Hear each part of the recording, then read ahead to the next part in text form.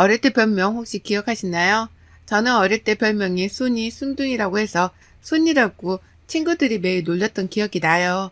저는 참 그 별명이 너무 촌스럽기도 하고 그래서 생각하기 싫은 별명이었는데 요즘 세상에는 그 별명을 가진 게 어떻게 보면 참 희귀한 거구나 느낄 때가 있네요.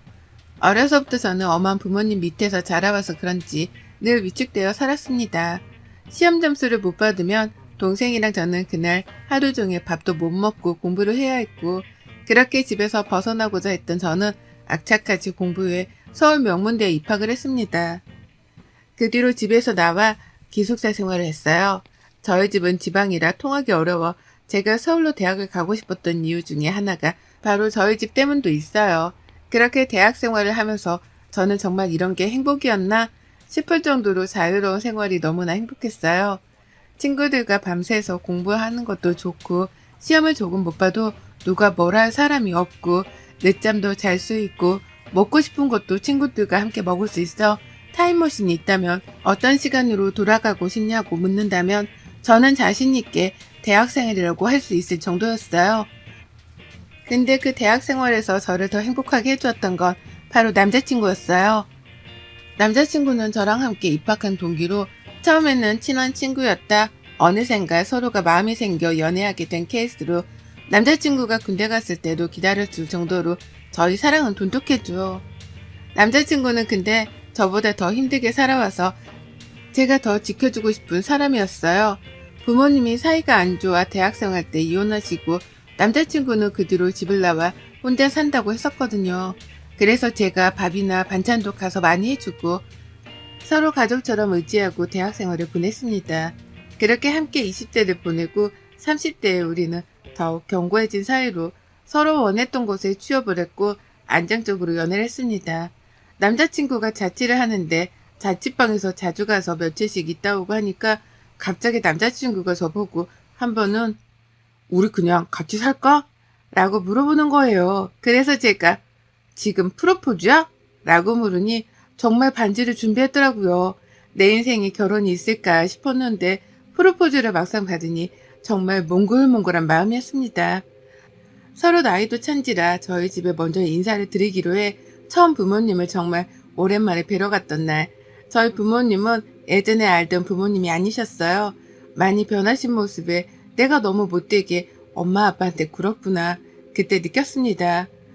엄마 아빠는 인사시킨 남자친구를 너무나 좋아하셨고 그 뒤로 남자친구네 집에도 인사 가기로 했어요. 남자친구 또한 집과 사이가 안 좋은지라 처음에는 그냥 간소하게 결혼을 원했지만 저희 부모님이 그렇게 하면 나중에 후회한다고 꼭 인사드리라고 당부하셔서 과일 바구니를 들고 남자친구네 아버님을 뵈러 갔죠. 뵈러 간 날 저는 정말 깜짝 놀라고 말았어요. TV에서만 보던 인테리어 집이 제 눈앞에 있더라고요. 남자친구가 맨날 친구들한테 얻어먹고 되게 짠돌이었는데 알고 봤더니 아빠가 사업체 몇 개 운영을 하고 있더라고요. 저는 작은 사업인 것보다 했는데 생각보다 굉장히 큰 회사였나 봐요. 가서 인사를 드리는데 식은땀이 줄줄 나더라고요. 남자친구는 식사 내내 시큰둥했지만 아버님은 굉장히 좋아하시는 것 같았어요. 그렇게 어머님도 따로 인사드리고 결혼 준비가 척척 되어가고 저희는 순탄하게 결혼을 했습니다. 신혼여행에 다녀와 아버님께 다시 인사를 드리러 갔을 땐 아버님의 입에서 말씀하신 소리는 그야말로 충격의 도가니였어요. 저희한테 이제 너희가 결혼했으니 재혼을 하려고 한다고 하시는 거예요. 처음에 남자친구 아니 남편이 무슨 소리냐고 갑자기 물어보니 1년 전부터 만나고 있는 사람이 있는데 그냥 간소하게 가족들만 만나서 식사하고 인사하는 자리를 가지려고 한다고요. 상대방 여자는 아버님보다 무려 10살이나 어리지만 성숙하신 분이라고 저희한테 잘해주었으면 좋겠다고 신신당부를 하셨죠. 사랑과 전쟁에서나 볼 법한 시어머니 두 분이 나에게도 생기는 건가 당혹스러움을 감출 수가 없었어요. 남편은 절대 안 간다고 내가 왜 가냐고 난리를 했지만 그래도 아빠고 이혼하시고 나서 재혼하시는 건데 자식들이 반대할 필요는 없지 않냐고 설득 끝에 그 식사 자리에 다녀왔습니다. 식당에서 처음 본 아버님의 여자친구 아니 새어머님은 되게 단아하고 고우신 분이신 것 같았어요. 미술관 큐레이터였다고 하셨어요. 그래서 그런가 불어부터 영어, 일본어까지 4개국어를 한다고 들었거든요. 정말 그 식사 자리에서 자기 가족들과 불어로 대화를 하는데 우리와는 결이 다른 사람이구나 싶었습니다. 그래도 다행인 게 남편이 시댁에 자주 가지를 않으니 새 시어머니와 그렇게 자주 마주칠 일은 없겠지 싶었죠. 근데 제 생각과 정반대로 돌아간다고 해야 할까요? 새어머님이 남편이 아닌 저한테 전화가 오는 거예요. 물론 며느리는 맞지만 식당에서 처음 본 게 다인데 저보고 전화와서 점심 식사를 우리 여자들끼리만 하자고요. 그렇게 말씀하시는데 안 나갈 수도 없고 해서 회사에 반차를 내고 새 시어머님을 뵈러 갔다 왔어요. 카페에서 새 시어머님을 기다리는데 저기서 걸어오시는데도 의상 입고 영국 황실에나 있을 법한 옷을 입고 나오신 거예요. 사실 좀 그 모습이 웃겨가지고 저도 모르게 컥 했는데 그걸 보신 것 같더라고요. 민망해서 바로 식사를 시키고 먹고 있는데 새 시어머님한테 전화가 온 것 같더라고요. 전화 내용이 불어로 얘기하는 것 같았는데 저는 잘 모르니 그냥 밥만 먹고 있었어요. 그런데 저에게 아, 우리 새아가는 불어 잘 모르지? 라고 물어보시는 거예요. 그래서 영어는 스터디 모임에서 많이 해서 하는데 불어는 배운 적이 없어서 잘 못한다고 라고 했죠. 그랬더니 저보고 자기랑 대화를 하려면 불어를 배워야 한다고 밥 먹고 불어책을 사러 가자고 하는 거예요. 제가 하는 직종과도 불어는 전혀 다른 분야인데 제가 새 시어머니랑 이야기하려고 불어를 배울 건 아니잖아요. 그래서 제가 지금 일이 너무 바빠서 무언가를 배울 시간이 많이 없다. 시간이 나면 배우겠다 했는데 지금 자기가 두 번째 부인이어서 시어머니로 생각을 안 하냐고 갑자기 저를 빤히 보며 물어보시는데 이건 대놓고 저를 놀리시는 거 아닌가요? 더 이야기해봤자 서로 기분만 좋지 못할 것 같아 우선 책을 사고 회사에 가봐야 한다고 이야기하고 후다닥 빠져나왔어요. 그리고 밤에 남편에게 이 이야기를 했더니 그냥 앞으로 전화 오면 잘 받지 말고 회사 바쁘다고 둘러대는 게 좋겠다고 했죠. 그 뒤로도 새 시어머니는 몇 번 전화를 하셨는데 제가 문자로 지금 회의 중이라고 하고 피했습니다. 그러자 새 시어머니께서 저희 집으로 저를 보러 찾아오셨습니다. 근데 찾아온 이유가 이번에 집들이를 하는데 며느리를 보고 싶다고 하는 친구들이 많으니 저보고 오라고 초대장을 주시는 거예요. 제가 이날은 회사에 일이 많아서 어려울 것 같다고 해도 저에게 시간을 맞춘다고 꼭 오래요. 심지어 따로 아버님이 전화 오셔서 오라고 막 그러시는데 거절할 수가 없잖아요. 그래서 그날 시댁으로 건너갔어요. 남편은 야근이라 저보고 가지 말라고 신신당부했지만 또 그럴 수가 없어 넘어갔죠. 가서 밥 먹고 차 마시는데 아버님네 집에 집안일을 도와주시는 이모님이 계시는데 제가 민망할 정도로 이모님을 모든 사람들이 다 시키는 거예요. 물론 당연히 가사일을 도와주시는 거니까 그럴 수 있지만 너무 작은 것까지 솔직히 시키는 건 좀 아니잖아요. 그래서 제가 보다 못해 자꾸 이모님을 시키길래 혼자서 일하시기 그러시니 제가 도와드리겠다고 저한테 말씀하시라고 했죠. 그랬더니 그 친구분이 갑자기 불어로 뭐라고 하는데 안 좋은 말 같았어요. 그 뒤로도 불어로 자기네들끼리 좋다고 웃고 떠들고 이모님이 조금만 실수하면 신경질을 팍 내면서 불어로 욕 같은 걸 하는 것 같더라고요. 그렇게 좋지 못한 식사 자리를 하고 와서 그런가 집에 와서 긴장이 풀리니 두통이 밀려오더라고요. 두 번 다시는 그런 자리에 가지 않겠노라 다짐했죠. 며칠이 지나고 또 새 시어머니가 전화가 오는데 한두 번 정도 받지 않았어요. 회사가 너무 바쁘기도 했고 또 뭐라고 하실까 두렵기도 해서요. 그랬더니 문자로 전화 받아요? 라고 왔네요. 퇴근하고 회사가 너무 바빠서 전화드릴 틈이 없었다고 하니 이번에는 저보고 쇼핑몰 같이 가달라고 하시는 거예요. 친구들이랑 모임이 있는데 어떤 옷을 입고 가야 할지 고민된다고 좀 봐달라고요. 제가 친구도 아니고 알겠다고 또 하고 주말까지 새 시어머니랑 백화점에 갔습니다. 백화점에 가서 계속 끌려다니고 짐들고 거의 비서처럼 따라다닌 것 같아요. 제가 거절을 잘 못하는 편이기도 하지만 너무 저를 편하게 대하시는 것 같아서 쇼핑을 다 하고 식사를 하면서 제가 말씀드렸어요. 어머님, 제가 회사가 너무 바빠서 주말에도 이제 시간 내기가 너무 어려워서요. 죄송해요. 라고 말씀드리니 저보고 한 달 월급이 얼마냐고 물으시는 거예요. 그래서 얼마 정도 받는다 하니 저보고 갑자기 생각보다 많이 못 받네. 일하는 거에 비하면 너무 적다. 차라리 나 이렇게 쫓아다니는 게 더 이득이지 않아? 라고요. 원래 말씀을 잘 가려하시는 분은 아니라고 생각했는데 저렇게 말씀하시니 화가 좀 났어요. 최대한 침착하게 말씀드리고 저는 바로 집으로 왔죠. 그날 하루 종일 침대에 누워 펑펑 우는데 결혼 생활이 뭔가 싶기도 하고 왜 나는 이렇게 거절을 잘 못할까 싶어 이런 제 자신이 답답했죠. 남편한테 말하면 남편과 아버님 사이가 나빠질 게 뻔해서 제가 참는 게 가족들한테 다 좋은 거다 하면서 그렇게 지냈습니다. 그 후 새 시어머니 생신이 다가와서 시아버지가 남편에게 집으로 와서 같이 밥 먹자고 하셨나봐요. 알겠다고 하고 선물을 또 준비 안 할 수 없어 준비해서 가야지 하는 마음이 있었는데 아니나 다를까 또 저에게 연락이 계속 오는 거예요. 생일인데 며느리가 차려주는 밥이 드시고 싶다고 해주면 안 되겠냐고요. 그래야 자기가 좀 대접받는 기분이 난다고요. 저는 또 알겠다고 말씀드리고 새벽같이 일어나서 집에서 음식을 이것저것 했어요. 그리고 시댁으로 넘어가서 거기서도 음식하고 집도 생일 파티 느낌 나게 꾸미고 하니 밥 먹을 때가 되니까 녹초가 되었네요. 너덜너덜해진 영혼이 가출한 채로 있다가 집으로 와서 그날 하루 종일 악몽에 시달렸어요. 열심히 공부해서 대학교 가고 지금은 누구나 가고 싶은 직장에도 다니고 있는데 제 인생이 너무 초라해 보이는 거예요. 결혼 앞에서요.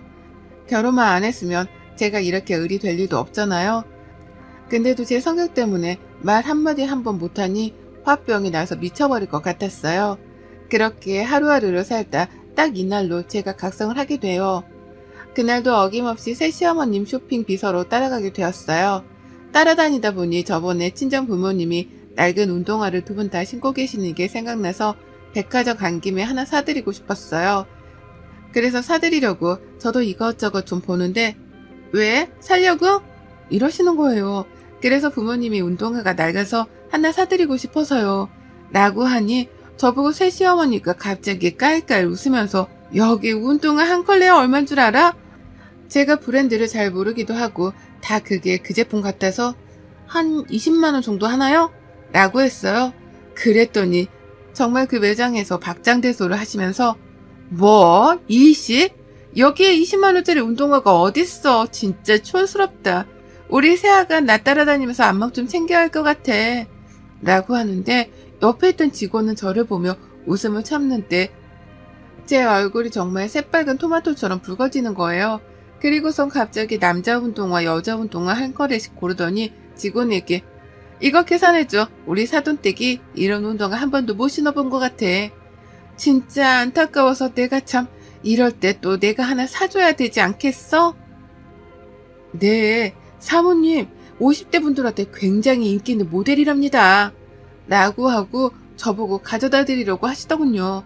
그 운동화를 집에 와서 보는데 참 제가 많이 비참해져 보였습니다. 그냥 제가 살아온 날들이 최선을 다했다고 생각했는데 저는 브랜드의 운동화가 얼마인지도 잘 모르고 새 시어머니가 사는 세상과 제가 사는 세상이 너무나 달라서 더 초라하게만 느껴졌던 것 같아요. 사실 알고는 있었습니다. 새 시어머니는 일부러 제 앞에서 자기를 보여주고 싶어 제가 못 알아듣는 불어를 하고 백화점에 데려가 네가 나 아니면 이런 데 와보겠니? 이런 느낌으로 저를 무시하고 너는 나보다 밑이야. 이런 식의 느낌으로 저를 대하는 것을요. 하지만 저는 지금까지 너무 바르게 살려고 노력해서 어른들에게는 또 다른 사람들에게는 나쁜 소리, 싫은 소리 안 하는 것이 도리라고 생각했는데 백화점에서의 일은 정말 못 찾겠더라고요. 그 뒤로 저는 회사가 끝나자마자 불어학원을 다니기 시작했어요. 불어학원부터 인강까지 들으면서 다시 새 시어머니가 나를 그 불어 모임에 초대하기를 바랬죠. 제 바람대로 이루어졌는지 시어머니는 저에게 그 모임 사람들이 온다고 이번에는 제가 그때 한번 해드렸던 음식이 있었는데 그게 맛있다고 한번 해달라고 부탁을 하셨어요. 저는 때가 왔다고 생각했습니다. 만반의 준비를 하고 그 모임을 마주치니 역시 아니나 다를까 제 앞에서 또 불어로 막 이야기를 시작하더라고요. 가만히 들어보니 참 가관이죠. 니네 며느리 우리말 못 알아듣는 거 보니 너무 웃겨. 우리가 자기 욕을 해도 모르잖아. 맞아. 우리 며느리 착하긴 한데 얘가 너무 느려. 그리고 집도 가난한 것 같아. 글쎄 저번에 백화점 갔는데 너희 그 브랜드 알지? 나보고 20만 원 정도 하냐고 묻는 거야. 내가 정말 쪽팔려서. 정말 나는 돈 없는 사람들 이해 안 되더라. 돈이 없으면 겸손해야지. 그러지 못한 사람들이 더 많아. 자기네 식사 도우미 해주는 분도 좀만 쓰다가 내보내. 오래 하면 자기가 손떼탄다고 생각해. 진짜 재수없지 않냐? 아니, 나는 내 보내고 싶은데 우리 그이가 이모니 음식 솜씨가 좋다나 뭐라나 자꾸 그런 소리만 늘어놓니 지금 좀 꼬시고 있어. 이런 류의 이야기를 계속해서 이어가더라고요. 저는 계속해서 그냥 듣고만 있었어요. 고개 숙이고 밥 먹고요. 그리고 갑자기 강남에 정말 비싼 와인바가 있어요. 거기는 예약을 해도 몇 달을 기다려야 하고 룸에 들어가서 먹으려면 VIP만 되는 곳이거든요. 근데 시모 친구 한 명이 거기 와인바에서 일하는 사람이 자기 지인이라고 오늘 좀 한가해서 룸을 못 가고 그 바로 되어 있는 긴 테이블 있잖아요. 거기는 갈 수 있을 것 같다고 갈래? 라고 물어보더라고요. 저는 잘 안 따라가지만 이번에는 무슨 이야기를 하나 따라갔어요. 따라가서 앉으니 그때부터 거기서도 자기네들끼리 불어로 대답하고 불어로 이야기해요. 근데 그 이야기의 80%가 아마 남욕이라고 보시면 될 것 같네요. 근데 와인을 따라주다 와인이 좀 손에 흘렸는데 직원이 실수한 건 맞지만 갑자기 새 시어머니가 와인잔을 바닥에 쾅 하고 던지는 거예요. 그러면서 불어로 이야기를 하는데 안 통하는지 한국말로 막 따지더라고요. 그랬더니 그 매니저가 와서 죄송하다고 다른 와인으로 바꿔드리겠다고 새롭게 와인을 가지고 와서 먹는데 그때 시어머니가 한 말이 아직도 안 잊혀져요. 쟤네는 멍청해서 내가 일부러 깬지도 모를 거야. 솔직히 저 와인 맛이 별로라 다른 거 먹고 싶었는데 두 개 다 지불할 필요 없으니 하나는 깨트리면 우리가 돈 안 내도 되잖아? 저 와인 한 병에 얼만데 맛있게 먹는 게 좋지. 그러니 일부러 와인잔을 깨고 새로운 와인을 받으려는 수작이었습니다. 참 보고 있는 내내 웃겨가지고 있는데 누군가 저를 툭툭 치더라고요. 너 민정이 아니니? 결혼식 때 보고 안 그래도 어제 너희 아빠랑 네 얘기했는데 여기서 딱 만나네. 아빠 오랜 친구분이셨어요. 저도 너무 반가워 인사를 하니 매니저들부터 다 저를 쳐다보았죠. 그렇게 인사를 드리고 다시 앉는데 저보고 시모가 누구냐고 묻더군요. 아빠 친구분이시라고 룸 가고 싶으면 매니저한테 얘기한다고 하니 들어가실래요? 라고 하니 무슨 말도 안 되는 이야기를 하냐면서 비웃는 거예요. 더 이상은 안 될 것 같아 저도 불어로 얘기했어요. 그랬더니 정말 시어머니부터 그 친구들까지도 저를 빤하게 쳐다보더라고요. 아랑곳하지 않고 불어로 정말 다양하고 많은 문장과 단어를 써서 이야기를 했어요. 그 이야기는 니네가 불어를 하는 거 발음도 틀리는데 어디서 자꾸 불어로 사람 무시하려고 하냐고 라고 하니 다들 어버버 하더라고요. 저보고 너 가난한 집 딸 아니었냐면서 그러길래 불어는 진짜 몰랐고 배운 거다.